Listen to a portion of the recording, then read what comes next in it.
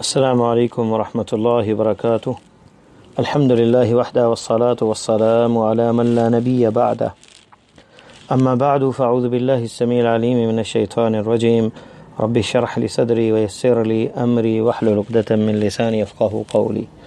معزز سامعین، قرآن مجید کی ہدایت اور رہنمائی یقیناً سب سے بہترین ہے۔ اللہ تعالیٰ کا فرمان ہے ان ھذا القرآن یہدی للتی ہی اقوم۔ قرآن سب سے سیدھے اور بہترین راستے کی طرف رہنمائی کرتا ہے، چاہے وہ ہمارے معاشی مسائل ہوں، معاشرتی ہوں، اخلاقی ہوں، آئلی ہوں، ملکی ہوں، تمام زندگی کی جملہ ضروریات میں، جملہ امور کے اندر اسلام اور قرآن ہماری بہترین رہنمائی کرتا ہے۔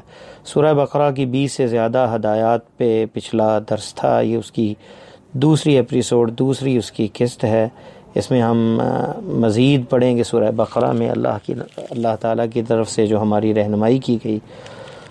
اللہ تعالیٰ نے یہ بتا دیا ہے کہ دنیا کی محبت اور اس سے بہت زیادہ گہرا تعلق بندے کو بسا اوقات اس کی دنیا اور آخرت تباہ کر دیتا ہے۔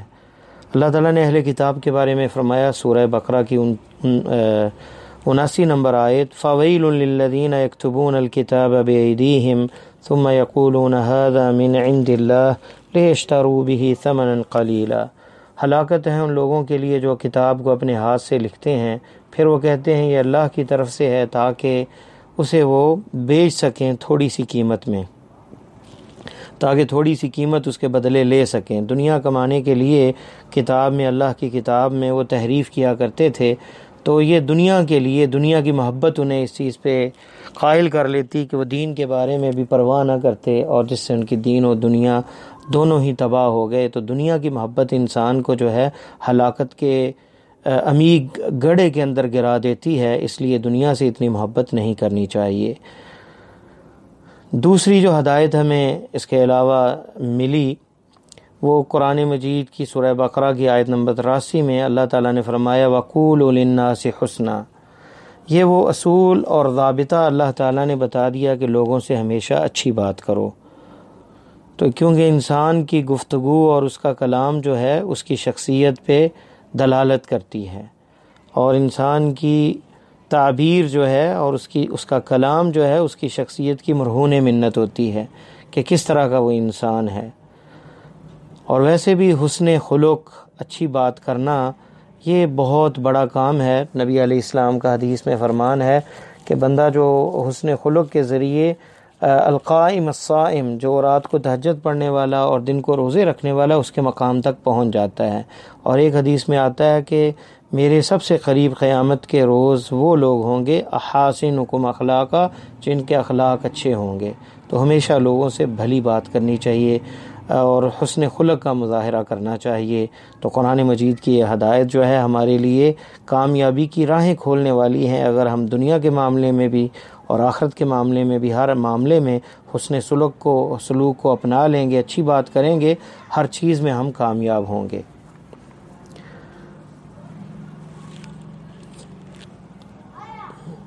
اور کتنے ہی ایک اور ہدایت جو قرآن نے ہمیں دی، سورہ بقرہ کی 89 نمبر 89 نمبر آیت میں، وَكَانُوا مِن قَبْلُ يَسْتَفْتِحُونَ عَلَى الَّذِينَ كَفَرُوا فَلَمَّا جَاءَهُم مَّا عَرَفُوا كَفَرُوا بِهِ وَكَانُوا مِن قَبْلُ يَسْتَفْتِحُونَ۔ یہ یہود کے بارے میں بتایا کہ مدینہ کے یہودی جو ہیں وہ پہلے جو ہیں وہ اللہ تعالیٰ سے سوال کرتے تھے فتح کا، اور وہ منتظر تھے ایک نبی آنے کا، پیارے مصطفیٰ صلی اللہ علیہ وسلم کی بعثت کا، کہ ایک آخری نبی آنے والا ہے۔ یستفتحون علی الذین کفروا، کافروں کو یہ کہا کرتے تھے کہ ہمیں فتح نصیب ہوگی جب ہمارا وہ منتظر نبی آئے گا۔ فلما جاءہم، جب نبی آ گئے، نبی علیہ السلام آ گئے، ما عرفوا، اور جانتے ہوئے بھی جو ہے کفروا بھی، انہوں نے انکار کر دیا، کفر کر دیا، کیونکہ ان کے وہ خاندان میں سے نہیں تھے۔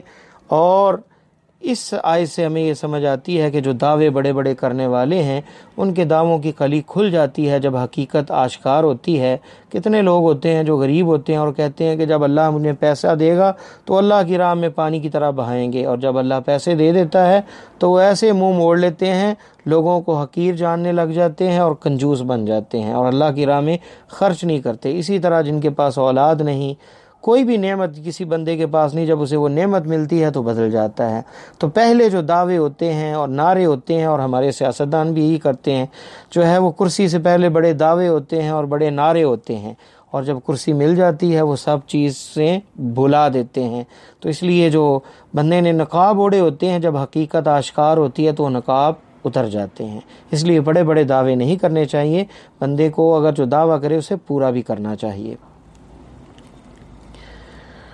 قرآن جو ہے اس کا مقام جو ہے وہ دل ہے، اس لیے نبی علیہ السلام نے فرمایا کہ جس دل میں کوئی قرآن نہیں وہ اجڑے ہوئے گھر کی طرح ہے۔ تو قرآن جو ہے اس کے بارے میں سورہ بقرہ میں 97 نمبر آیت اللہ تعالیٰ فرماتے ہیں فَإِنَّهُ نَزَّلَهُ عَلَىٰ قَلْبِكَ، بے شک اسے اللہ تعالیٰ نے اس قرآن کو آپ کے دل پر اتارا ہے۔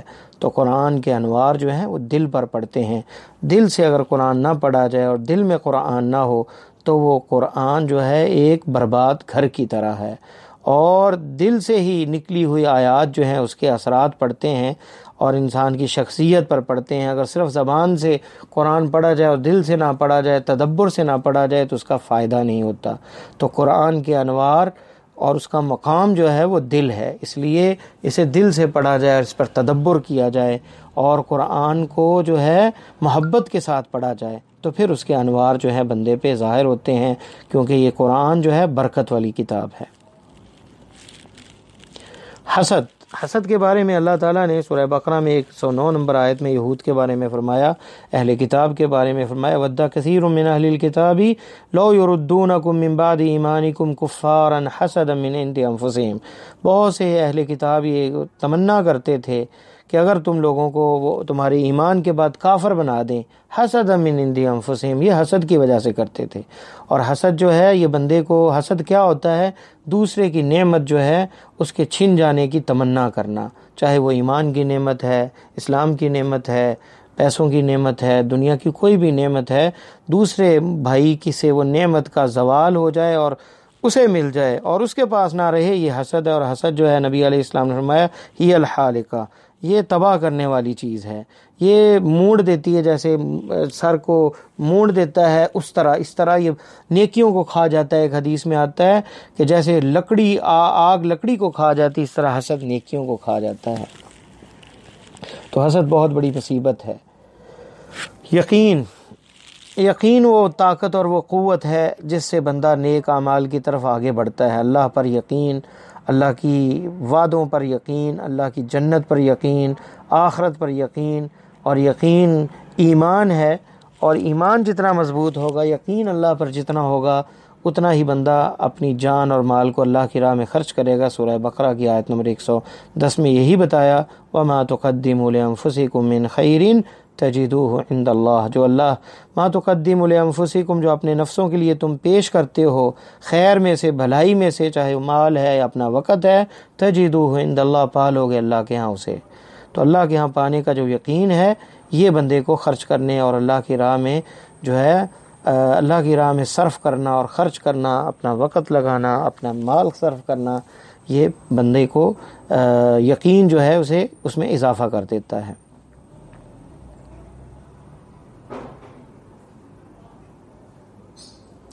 اس کے علاوہ جو ہے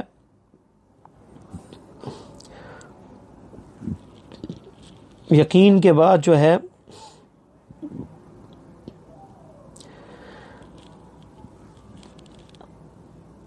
سورہ بقرہ کی 119 نمبر آیت اِنَّا أَرْسَلْنَاكَ بِالْحَقِّ بَشِيرًا وَنَذِيرًا وَلَا تُسْأَلُ عَنْ أَصْحَابِ الْجَحِيمِ، بے شک ہم نے آپ کو بھیجا حق کے ساتھ بشارت دینے والا اور ڈرانے والا، اور آپ سے اہل جہنم کے بارے میں سوال نہیں ہوگا۔ بندہ جو ہے اپنے واجب کو ادا کرے تو بندے اس کو جو ہے یہ نہیں پوچھا جائے گا قیامت کے روز کہ فلاں نے کیوں نہیں ایمان لایا اور فلاں کیوں مقصر تھا اور فلاں پیچھے کیوں رہ گیا۔ بس بندہ اپنے واجب کو ادا کرے، جیسے اللہ کے نبی صلی اللہ علیہ وسلم نے امت پر دین جو ہے واضح اعتبار سے جو ہے اس جیسے آپ کو بھیجا گیا آپ نے دین کو پہنچا دیا، اور حجۃ الوداع کے موقع پہ آپ نے فرمایا کہ اے لوگوں گواہ ہو جاؤ، اے اللہ تو بھی گواہ ہو جا کہ میں نے دین کو پورا پہنچا دیا ہے۔ لوگوں کا امام بننا، لوگوں کا سردار بننا نیکی کے اندر یہ اللہ کی طرف سے بہت بڑا انعام ہوتا ہے، فضل ہوتا ہے، احسان ہوتا ہے۔ سورہ بقرہ کی 124 نمبر آیت میں ابراہیم علیہ السلام کو کہا گیا قال انی جاعلک للناس اماما، میں تجھے لوگوں کا امام مقرر کرتا ہوں۔ تو امامت خیر کے اندر، بھلائی کے اندر، یہ اللہ تعالیٰ کا فضل اور احسان ہوتا ہے۔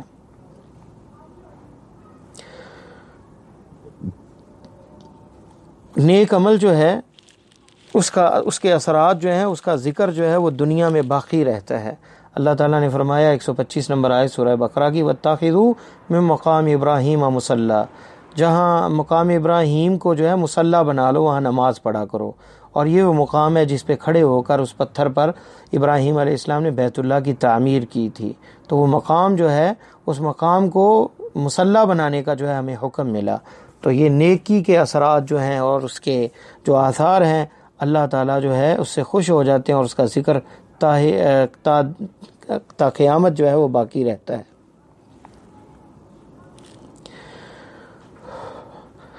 نیک اعمال انسان بہت کرتا ہے لیکن پرواہ نہیں کرتا کہ پتہ نہیں وہ اللہ کے ہاں قبول ہوئے ہیں یا نہیں۔ حقیقت یہ ہے کہ نیک اعمال جتنے بڑے انسان کرے اتنا ہی اسے ڈرنا چاہیے کہ پتہ نہیں یہ اللہ کے ہاں قبول ہوں گے یا نہیں۔ اور یہ حقیقت کے اندر جو صالحین ہیں انہیں یہ قلق میں ڈال دیتے ہیں کہ پتہ نہیں ان کے اعمال قبول ہوں گے یا نہیں۔ اور اسی کا تذکرہ اللہ نے سورہ بقرہ کی 127 نمبر آیت میں ذکر کیا۔ ابراہیم اور اسماعیل علیہ السلام جو ہے بیت اللہ کی تعمیر کر رہے ہیں اور پڑھ رہے ہیں ربنا تقبل منا، اے اللہ ہم سے قبول کر لے، انک انت السمیع العلیم، بے شک تو سننے والا اور علم رکھنے والا ہے، وتب علینا، اور ہماری توبہ کو قبول کر، ہماری کوتاہیوں کو قبول کر اگر جو ہم سے سرزد ہو گئی ہیں تیری جناب میں۔ تو ہمیشہ جو ہے نیک اعمال، بڑے سے بڑا، اس سے بڑا عمل کیا ہوگا کہ بیت اللہ کی تعمیر، اور پھر ڈر رہے ہیں کہ پتہ نہیں عمل اللہ قبول کرتا ہے یا نہیں۔ تو ہمیں بھی چاہیے کہ اپنے چھوٹے اور بڑے اعمال میں ہمیشہ ہمیں فکر ہونی چاہیے کہ ہمارے اعمال میں جو کوتاہی ہیں وہ اللہ تعالیٰ دور کرے اور اس کو قبول کر لے اپنی بارگاہ کے اندر۔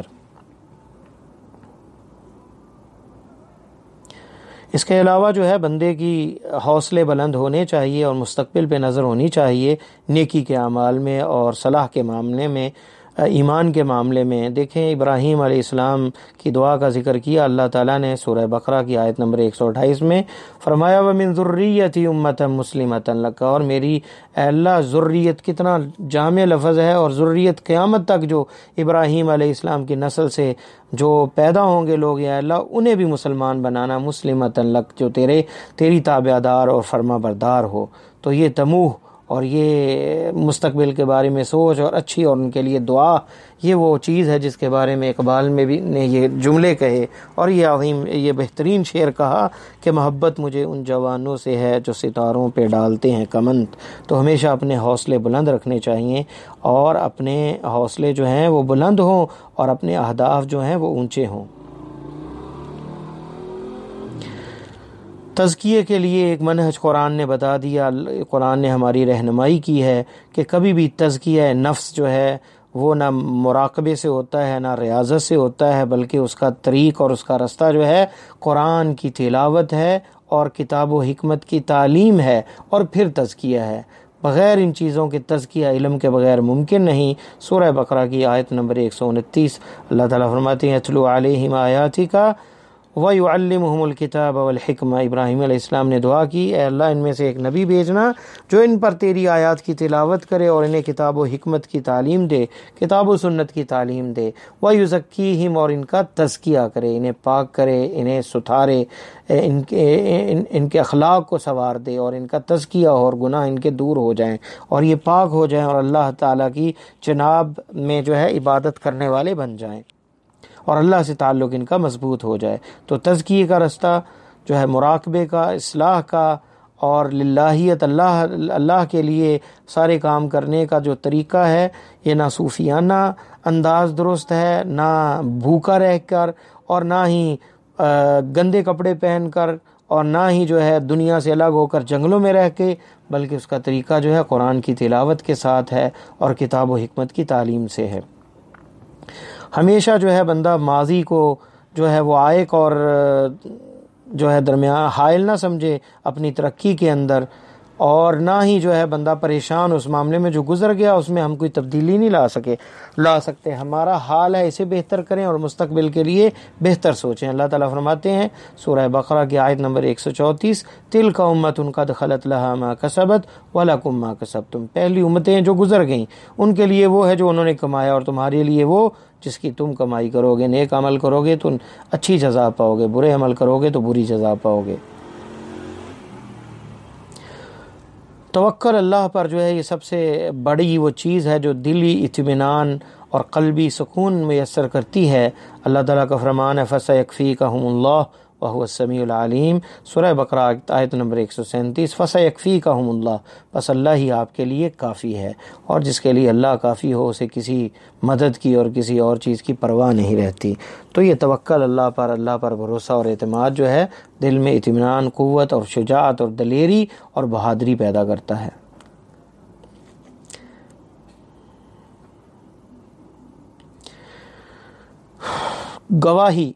گواہی کے بارے میں اللہ تعالیٰ نے فرمایا وَكَذَلِكَ جَعَلْنَاكُمْ أُمَّةً وَسَطًا لِتَكُونُوا شُهَدَاءَ عَلَى النَّاسِ وَيَكُونَ الرَّسُولُ عَلَيْكُمْ شَهِيدًا. سورہ بقرہ آیت نمبر 143. اور اسی طرح ہم نے آپ کو بنایا امۃ وسطا، درمیانی امت، لِتَكُونُوا شُهَدَاءَ عَلَى النَّاسِ، تاکہ تم گواہ بن جاؤ لوگوں پر، وَيَكُونُ الرَّسُولُ عَلَيْكُمْ شَهِيدًا، اور رسول تم پر گواہ بن جائے. گواہی بہت بڑی چیز ہے، اور جب جس چیز کی گواہی دینی ہے وہ اگر بڑی ہو تو گواہی اور بڑی ذمہ داری بن جاتی ہے. اور یہ بہت بڑی ذمہ داری ہے کہ امت جو ہے وہ گواہ ہوگی اور شاہد ہوگی کہ رسول کریم صلی اللہ علیہ وسلم نے امت کو دین پہنچایا، اور ہم گواہ ہوں گے پوری دوسرے لوگوں پر کہ ہم نے جو ہے دین، اللہ کے رسول صلی اللہ علیہ وسلم جو دین لے کے آئے اسے پہنچا دیا. یہ گواہی دینی اللہ کے ہاں یہ بہت بڑی ذمہ داری ہے. اس لیے دعوت کے میدان میں سستی کا شکار نہیں ہونا چاہیے. اور نبی علیہ السلام نے فرمایا بلغوا عنی ولو آیا، ایک آیت آتی ہے تو اسے بھی پہنچا دو. اور دوسری بات آپ نے فرمایا یہ تو ہماری جھوٹی گواہی ہیں، ہماری عدالتوں میں چلتی ہیں، انہیں بھی ڈرنا چاہیے. اور یہ کبیرہ گناہوں میں سے ہے. آپ ٹیک لگائے بیٹھے ہوئے تھے اور فرمایا الا انبئکم باکبر الکبائر، کیا میں تمہیں بڑے بڑے گناہوں کے متعلق نہ بتاؤں؟ تو صحابہ نے کہا کیوں نہیں؟ فرمایا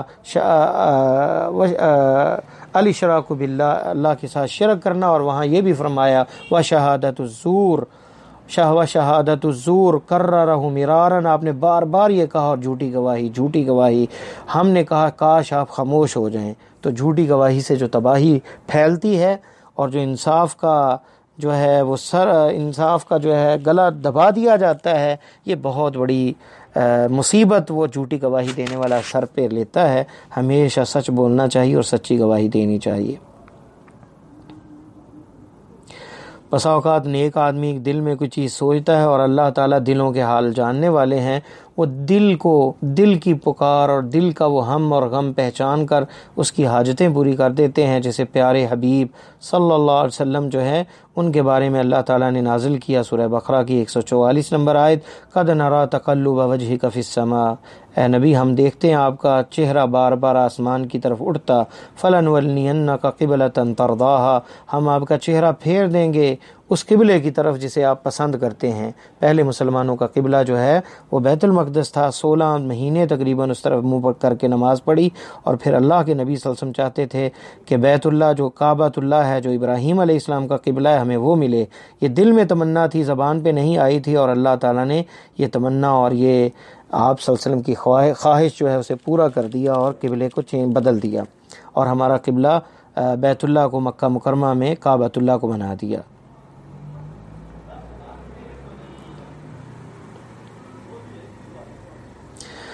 ایک اور اہم چیز قرآن نے جو ہمیں بتائی ہے سورہ بقرہ کی 153 نمبر آیت میں کہ جتنے بھی بندے کی قدرتیں ہوں، طاقتیں ہوں، قوتیں ہوں، صلاحیتیں ہوں، اللہ تعالیٰ کی مدد کے بغیر کوئی کام پائے تکمیل تک نہیں پہنچ سکتا.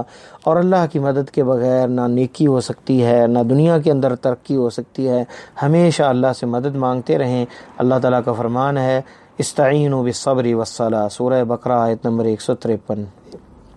اللہ تعالیٰ سے مدد مانگو بالصبر، صبر کے ساتھ اور نماز کے ساتھ.